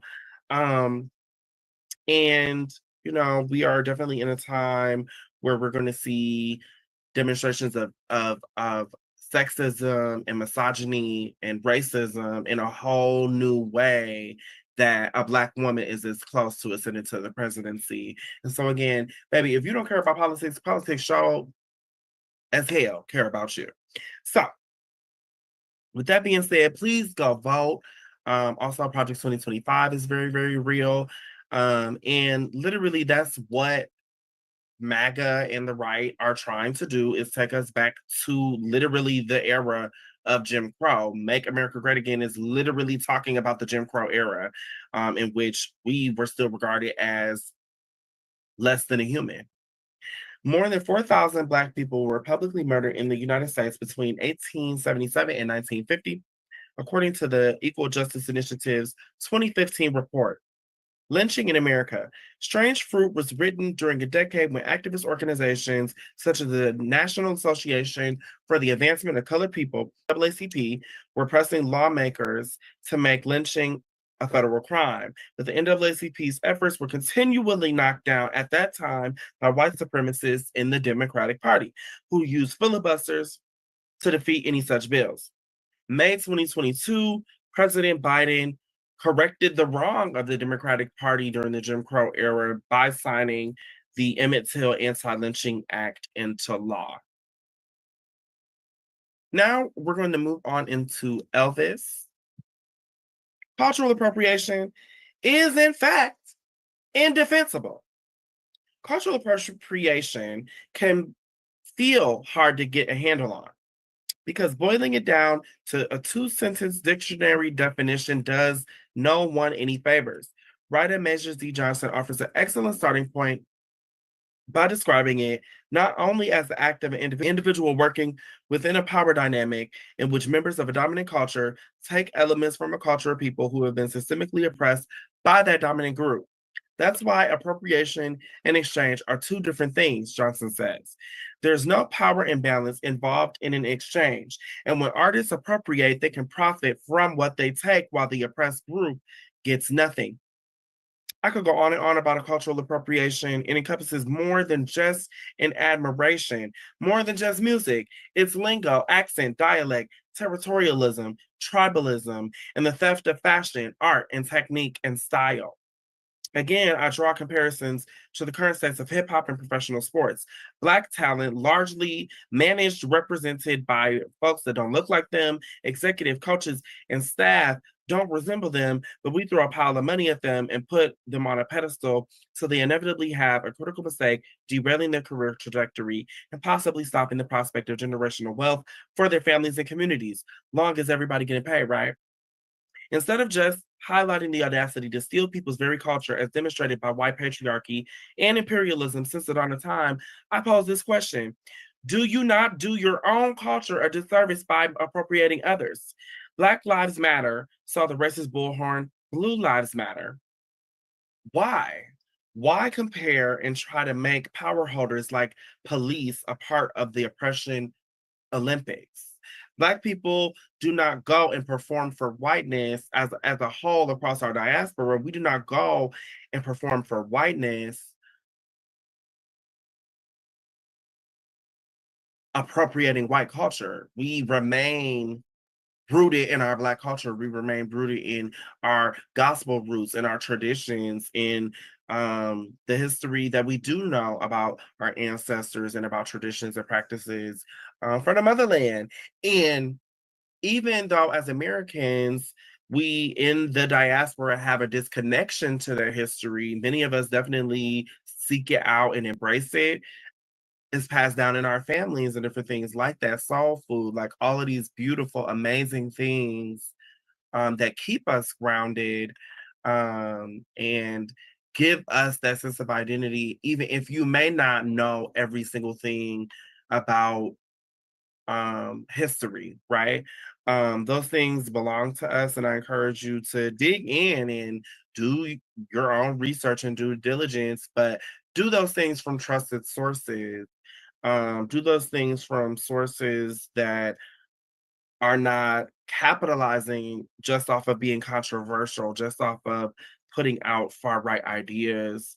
Um, do those things in a way that is respectful to the fact that these are your ancestors, and You know what I mean? Always try to look for Black sources. Always try to look for, again, reliable sources. You can see most of my sources demonstrated in the presentation. Just like a Beyonce sticking to her roots, it is a choice to stand in your heritage, whatever that is, and carry those practices and traditions forward. Maybe media and academia should examine why there is no pride in white culture without hatred of people of color. Maybe if there was more of an identity there to begin with, they wouldn't be willing to literally enslave people and take their land and livelihood out of gluttony and greed. We also unpack white fragility and cishet fragility. For example, critical race theory, the far right's response to a college level legal analysis theory, is misinformation, claiming that the law school theory is being taught in primary education to make white children ashamed of their heritage. Why should white people be spared true history and being held account to their heritage as empirical oppressors when Black and brown students and adults all over this nation bear the brunt and confront this harsh reality every time they pass a Confederate monument or a school building or a street named after a Confederate patriot, right?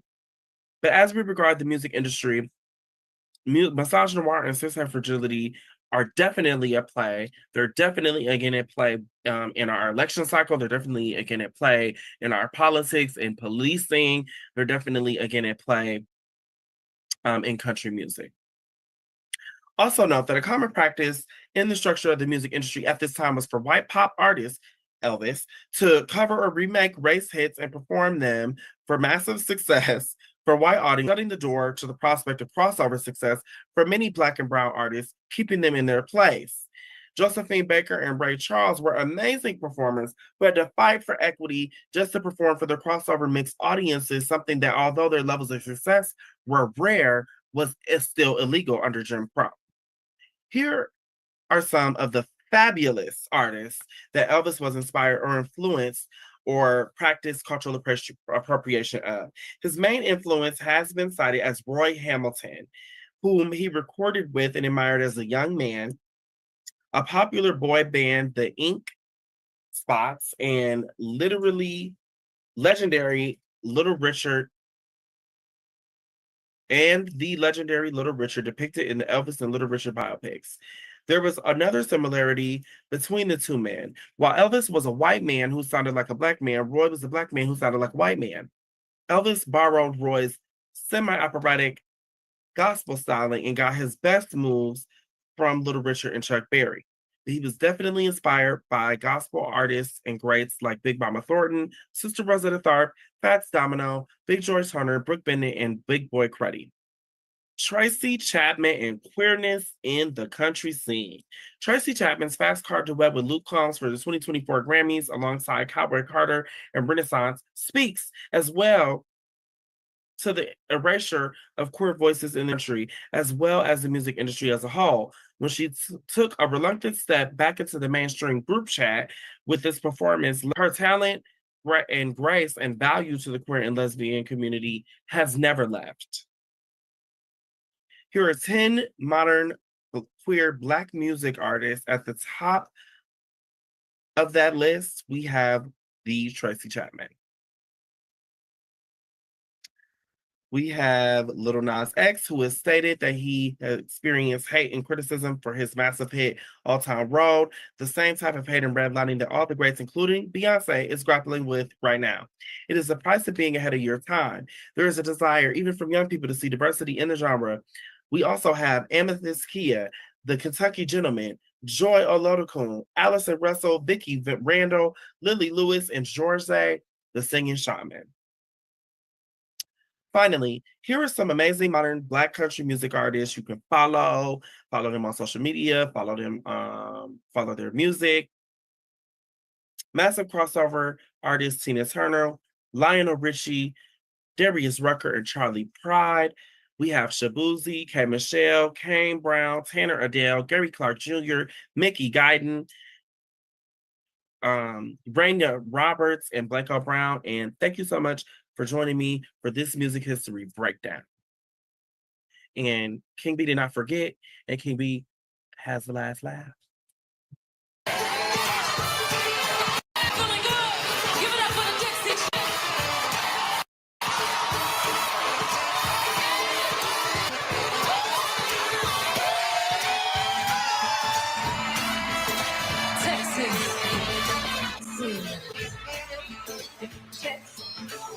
world. These little girls are pulled around of me. Ooh. My hand, see where you see. Cycle, go to be. Let the need done. My daddy said it's true.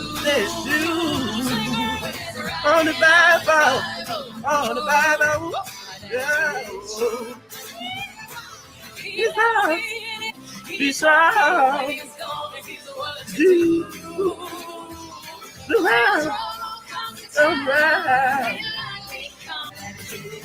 Yeah.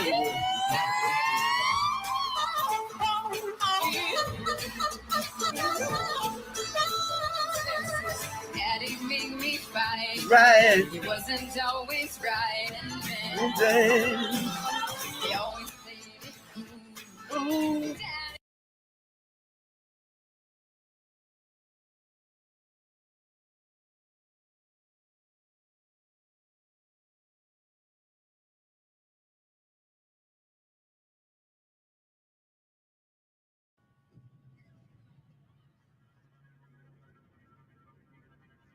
Netflix welcomes you to Beyonce Bowl.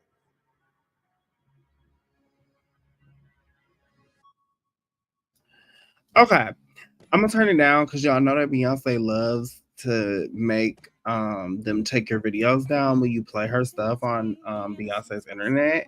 So I'm not gonna do the playing it, and I actually have a meeting to get to. So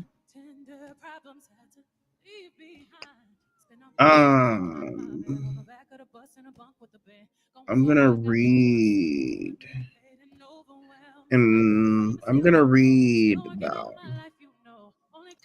Let's go over here so you can see. I'm gonna read maybe this first one and this one, but I'm gonna let you keep watching the show.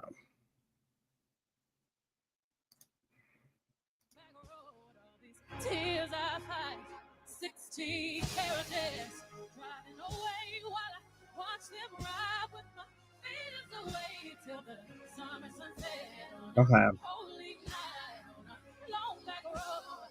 Beyonce performs for first time since Jay-Z rape allegation. At halftime of Netflix Ravens Texans NFL Christmas Day game. Beyonce put on a brave face on Christmas Day as she performed for the first time since her husband Jay-Z was accused of rape. Riding into her halftime appearance on a white horse, the 32-time Grammy winner rocked her hometown Houston crowd with a nearly 13-minute performance on Wednesday.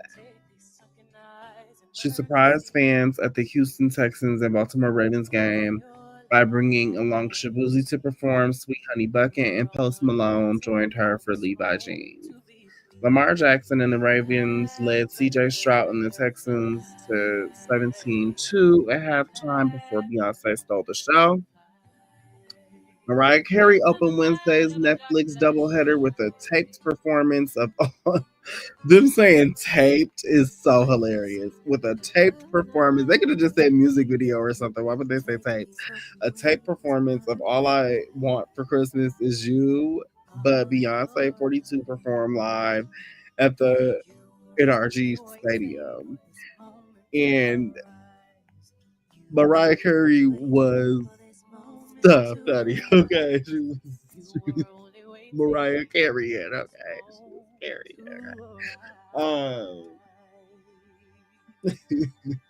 her little. They could have just said it's a little music video, but it was so photoshopped. It was bad. It was funny. But she was like, "Y'all not gonna read me another year." Talking about I can't sing the song. Okay. She sparked a frenzied social media reaction by flashing a gun gesture with her left pointer and middle fingers high above the NRG Stadium turf, leaving social media users to Joe about an NFL player doing the same.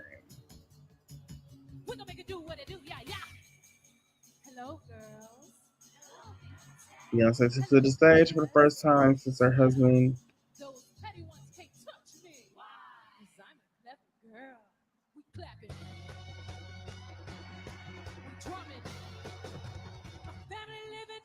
And Blue Ivy was there and performed with her and all of that.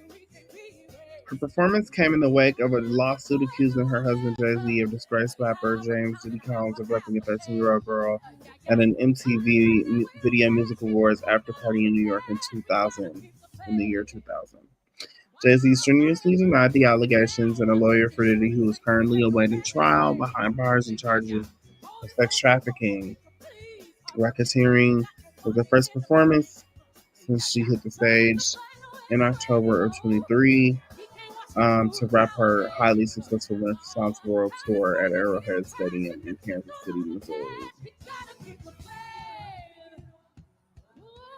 Despite her husband's lawsuit, Beyonce is still reportedly slated to follow through on her upcoming Stadium World Tour. On Monday, a source close to the Texas Hold'em singer told The Sun that she is slated to announce her next run of shows in a matter of weeks, and they say it will kick off in Los Angeles in March. Insider revealed it's been a very tough few months for Beyonce, but she's laser focused on making her upcoming tour a success. The next few weeks are crucial as she will announce a new album and a new tour.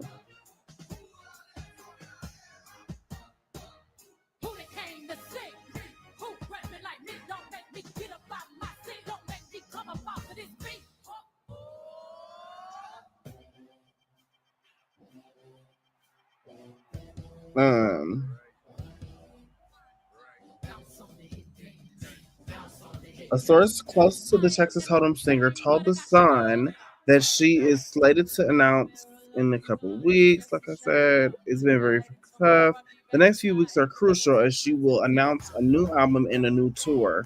The announcement was supposed to happen a couple of weeks ago, but it was pushed back. To announce in a couple of weeks. Like I said, it's been Okay, I was just making sure like you could hear me talk, reading the article.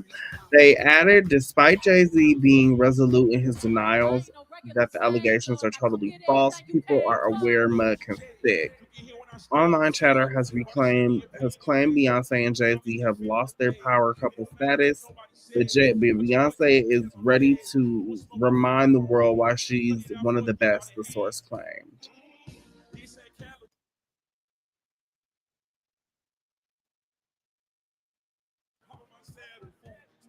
And so this was this article by Mail Online. I'm gonna do this Reddit. Beyonce's alleged 7-figure payday for historic NFL halftime show with Netflix revealed.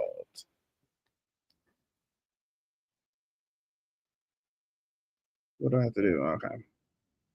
And this is on the Music Times. Beyonce's alleged 7-figure payday impressed the audience. Beyonce impressed all her audience during the Christmas Day halftime show.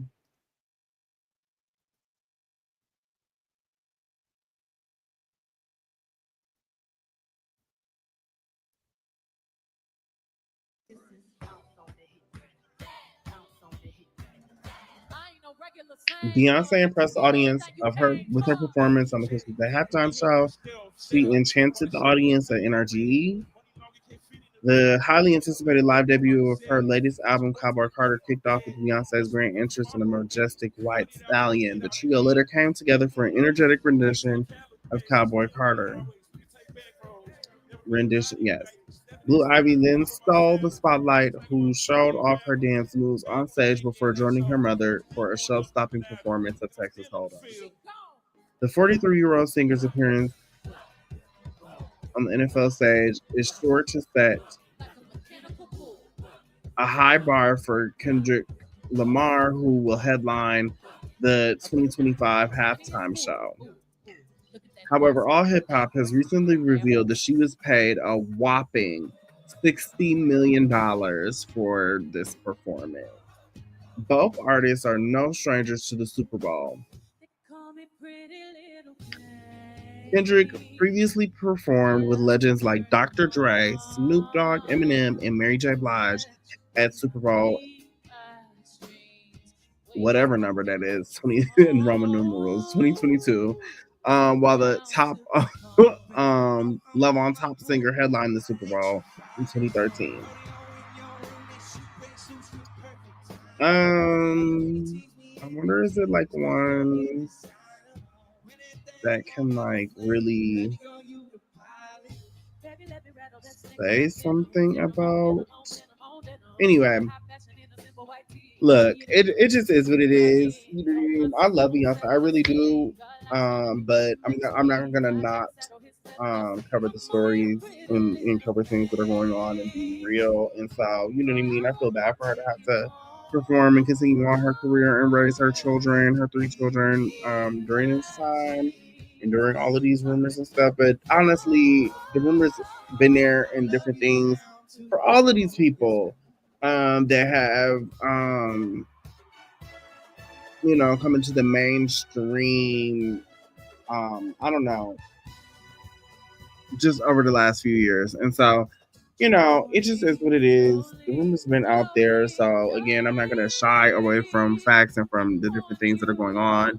But I love Beyonce. I think she did a great job. I think in the very first beginning part, you can tell that she was nervous. And that's not normal. She's usually so like perfectly on. You know what I mean? And so I did feel like when she first came and it was like getting off the horse and like coming down the hall with the girls and Tanner Riddell and all of them and stuff. At that part, I did feel like it was giving shaky boobs. You know what I mean? It was, and that's what I felt. I watched it live on the Super Bowl day.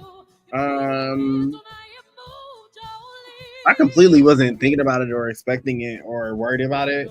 But it just happened, so I watched it live when it happened. But I love Beyonce, so I really hate to be reading articles about her husband's rape allegations, which to me, a woman shouldn't be blamed, and you shouldn't be like, "What do somebody know?" and stuff. These men be living all kind of double lives for decades and centuries, and since the dawn of time. So, you know what I mean.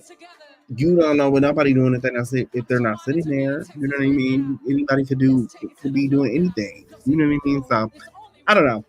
I just feel like you shouldn't try to blame other people for their actions. I don't think Beyonce would do anything I don't think Beyonce does drugs. Let's be very clear. She is an athlete. She be walking 6 miles on the Peloton every day or outside or jogging or whatever. She performs, she sings live. She's very like fit and has always been very fit. So I don't believe that Beyonce does drugs. I don't believe that she could do drugs like that and be like that and perform the way that she does. I don't believe that. So I don't believe that she does drugs. And you just have to decide things for yourself. So my point is saying that I don't believe that she does drugs. I don't believe that she would be doing anything with a Jay-Z or a Diddy that would really incriminate her like that. Like, she's a very rich woman. You know what I mean? Her and Jay-Z are both very busy. They're both traveling in multiple different directions. You know what I mean? On a regular basis. She has independence. She has her kids. Like, I just don't feel like she would just be sitting there fucking around with no goofy ass shit. But what the fuck Jay Z been having going on or be doing or is attached or associated with, I think is just for us to have to watch as it continues to unfold. And I think it is very sad. I think it is very sad. But I don't think that just because she was maybe at a Diddy event or party that means that you was present at a freak off or that you participated in anything that wasn't okay or that you automatically witnessed something just because you was there. Like, you have to, you know what I mean, especially in these situations and all kind of stuff. Like, when people, y'all have to consider, if people is having drinks and stuff like that, what's the, like, who's paying attention to some freaky motherfuckers? Like, you know what I'm saying? You know what I'm saying? Like, I don't know. Like, you know what I mean? Like, people don't be paying attention like that either. You know what I mean? Like, I just feel like, you know what I mean? I don't feel an Oprah or a Beyonce would sit there while they was doing something that would incriminate them. I don't feel like that. To have gotten to where they've gotten to. I don't believe that. You know what I mean? And be a part of Jay-Z's alleged other baby mama being killed or whatever and whatever. Now, one thing I do want really is one thing that story. The only thing that makes me really look at that weird is that she did try to fake on that one Australian radio show or whatever. She did try to fake a fake stomach like she was pregnant. That she did do. I have no idea. Anyways, I'm not questioning whether or not she birthed her children. The question was always, was she pregnant at that time or not? But regardless, you know what I mean. These are conversations that we've been having in the public for a long time. Like I said, follow me on YouTube. Follow me on YouTube Music, Fanbase, all the places. I love y'all, and y'all can tap in with me and one last thing. Let me do this really quick. Let me do it really, really quick.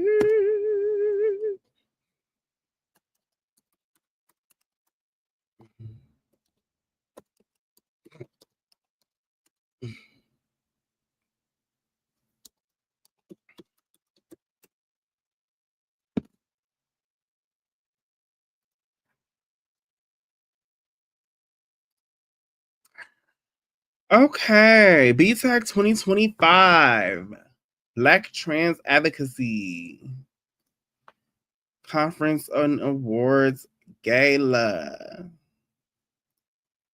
April 22nd to the 27th. Register now. I'm like taking it in as a picture of us for Family Day and everything back behind it. Anyways, I'm just like taking it in. Most anticipated event of the year. Yes. Period. Work. Okay. Black Trans Advocacy Coalition. Yes. Okay. Okay. Let's do this one. Join BTAC 2025 keynote address. We're excited to invite you to the 12th National Black Trans Advocacy Conference keynote and luncheon happening on Thursday, April 25th, 2025 at the Hilton Garden Inn, Dallas, Duncanville in Texas. This premiere event will feature keynote speakers delivering messages of empowerment from Black Trans Women Inc., Black Trans MX, and Black Trans Women Inc., aligned with our theme, redefining our resilience. I am unerasable. We need your help. Nominate a community leader or advocate or visionary who embodies the spirit of resilience and empowerment to be one of our featured keynote speakers. This is your chance to lift up voices that deserve to be heard. Submit your nomination today. Register for the conference to secure your seat at this unmissable event. I am submitting my own nominations for keynote. Some amazing people in the community. And y'all should too. Really think about our elders and people who have, you know what I mean, really done for me, just this is just me personally. Keynote is for people who I think are long-term, long-standing advocates, and organizers and peer navigators and prep navigators and HIV specialists and everything. But anyways, it doesn't matter what they do. Keynote is very specifically targeting someone who has a large scope of work. You know what I mean? So think about Keynote in that way. That's how I think about it. Scholarships for Black Trans Advocacy Conference. Are you a Black trans or non-binary individual looking to attend the 12th Annual National Black Trans Advocacy Conference and Awards Gala, BTAC 2025? Scholarships are available to help make this transformation experience accessible. BTAC 2025 will take place April 22nd to the 27th in 2025 in Dallas, Texas. movement for Black trans equality. We're thrilled to invite you to the 12th National Black Trans Advocacy Conference. Anyway, so that was scholarships and that was keynote. This one, join the movement, thrilled. Okay. Early bird registration is now open until January 15th. Don't miss out. What's today? So it's 2 more days for early bird registration. 2 more days. Highlights include empowerment and advocacy summits, health and fitness fair, career fair and housing fair, purple and gold awards gala. Tap this link in bio to register, volunteer, or sponsor today. Follow us for updates on Instagram, TikTok, Facebook, YouTube, LinkedIn, and let's celebrate resilience and community. Period. Okay. Safe travels. BTAC fam. BTAC 2024 wraps up the year with love, joy, and unity. Mark your calendars and see you this year in 2025. Okay. So I just wanted to give you that stuff really super quick for BTAC. And I do have a meeting, like I said. And so I'm gonna hop on off. Like I said, this was just a little cute little episode so that I can get this stuff like on my own platform and on my YouTube and stuff. And you know what I mean? So most of it was stuff, like I said, that I either was a part of or put together myself. The Beyonce presentation and the Call Me River Collective, I put those together. The words that I was reading, the words that I said were my own words that I wrote. And so I helped get the pictures and everything for the whole Lot of Pretty video, and that was a fun little project too. And so, yeah, this is just a little cute episode for today. And like I said, I'll be back with some different conversations and hot topics a different day. So, thank you.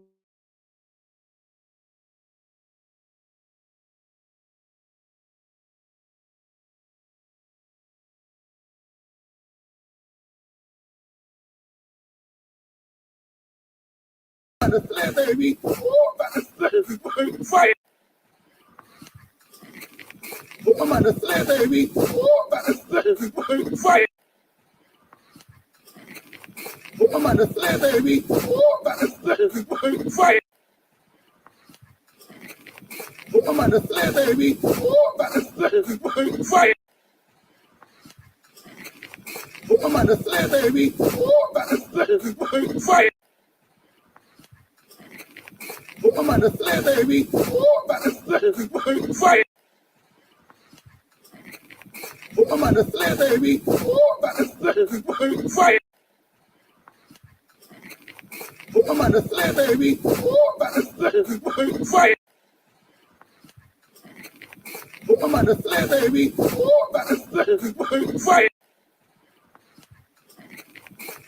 the sled, baby. Fight. I'm on the sled, baby. Fight. I'm on the sled, baby. Fight. I'm on the sled, baby. Fight. I'm on the sled, baby. Fight.